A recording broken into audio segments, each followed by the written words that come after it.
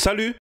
Si tu es en reconversion en tant que testeur fonctionnel ou tu es déjà testeur en poste ou tout simplement tu es quelqu'un qui souhaite organiser ses choix dans un projet, dans cette vidéo, je vais te montrer un outil de test utilisé par tous les testeurs à la différence que tu auras une longueur d'avance sur tes collègues avec ce fichier Excel. Ce fichier va te permettre de générer des tables de décision en fonction de tes entrées.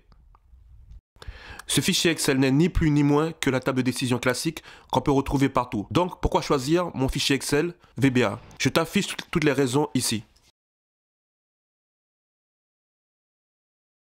Donc maintenant, on va passer aux conditions. Pour ce sujet, on sera 2 puissance 4, donc on sera à 4 conditions.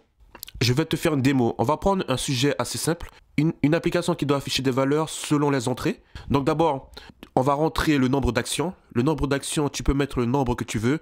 Ensuite, donc on a inférieur à 10, supérieur à 12, entre 14 et 16,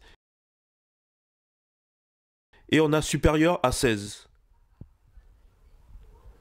Et ici en action, on va avoir bien, assez bien, très bien, fail ou incohérent. Une fois toutes les valeurs rentrées, il va générer toutes les combinaisons possibles. Voilà, c'est fait. Et on va mettre des codes couleurs, donc tu fais un CTRL H. Pour la valeur à rechercher, on met non. Et pour la partie à remplacer, on va mettre une couleur. Donc, on va chercher une couleur pas trop vive. On va mettre un rouge pâle. Maintenant, on va faire pareil pour oui. Cette fois-ci, on va choisir un vert clair.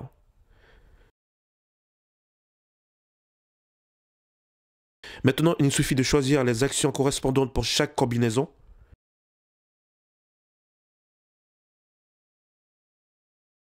Voilà, c'est fait. Maintenant, on va créer une feuille. On va l'appeler conception, où on va importer les cas de test qu'on a retenus. Donc voilà.